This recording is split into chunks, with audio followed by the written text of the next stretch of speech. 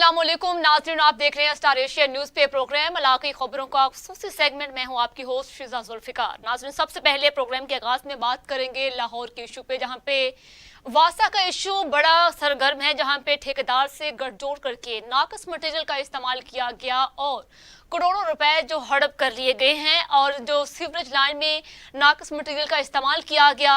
और जो मौजूदा जो डायरेक्टर हैं वासा के, इकबाल टन हफ्ताबाद गिफरान सादिक, उनके खिलाफ मुकदमा दर्ज करने की सिफारिश करप्ट अफसरान को सजा दिलवाने के लिए वहां एक शहरी हैं ज़ियाउल हक नाम, जो मैदान में आ गए हैं। उन्होंने इनके खिलाफ मुकदमा दर्ज करवा दिया है कि इस चीज़ को देखा जाए, सीवरेज लाइन में जो इतना बड़ा जो करप्शन का इंकशाफ हुआ है, इस हवाले से इसकी मजीद तफ्तीश की जाए। तो ये जो सारा मामला है नाज़रीन, लाहौर के वासा डिपार्टमेंट में हुआ है, उनकी जानिब से मजीद तफसीलात भी जानेंगे। आखिर इतनी बड़ी करप्शन कैसे हो गई, करोड़ों रुपए की जो उन्होंने इतने हड़प कर लिए और सीवरेज लाइन में इतना नाकस मटेरियल का इस्तेमाल किया।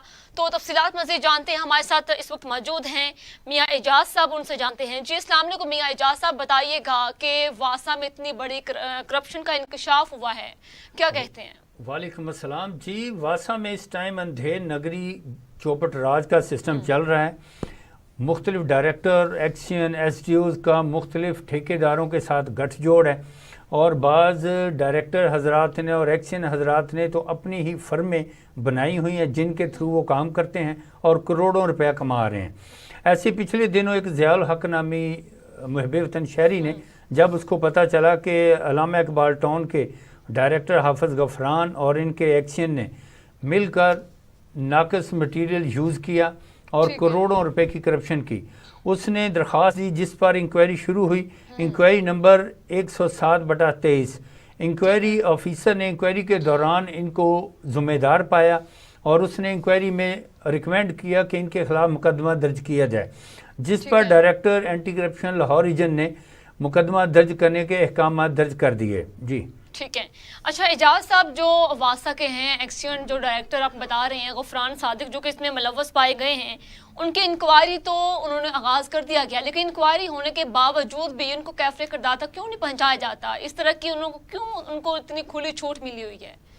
जी, ये एंटी करप्शन के एहलकार ही इनके सहूलतकार बने हुए हैं। ठीक है। जब इनको पता चला कि आरओसी के ऑर्डर हो गए हैं, मुकदमा दर्ज करने के ऑर्डर हो गए हैं, इनके जब सहूलतकार ने इनको इन्फॉर्मेशन दी तो इन्होंने अपनी नेक कमाई से उनको मैनेज किया, भारी रकम दी, जिससे इन्होंने अपनी फ़ाइल ही गायब करवा दी ताकि ना फ़ाइल होगी और ना इनके खिलाफ मज़ीद कार्रवाई होगी।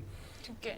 एजाज साहब, एक तरफ वासा में अगर इस तरह के मुलाजमीन शामिल हैं जो इतनी बड़ी करप्शन करते हैं, करोड़ों रुपए हड़प कर लेते हैं, तो उतने ही कसूरवार फिर एंटी करप्शन का महकमा भी हुआ, क्या कहते हैं इस हवाले से? जी, आप बिल्कुल ठीक कह रहे हैं। एंटी करप्शन में अब तक सैकड़ों फाइलें चोरी हो चुकी हैं, जिनकी कई दफ़ा इंक्वायरी भी शुरू हुई, लेकिन आज तक सवाए एक दो जो छोटे मुलाजिम हैं उनके खिलाफ कार्रवाई हुई, बाकी सब मामला दबा दिया गया, क्योंकि ज़्यादातर फाइलों की चोरी में कुछ सीनियर ऑफिसर भी मुलव्वस रहते हैं, क्योंकि जूनियर ऑफिसर की इतनी ज़रूरत नहीं होती कि वो महकमे का रिकॉर्ड चोरी कर सकें। बिल्कुल।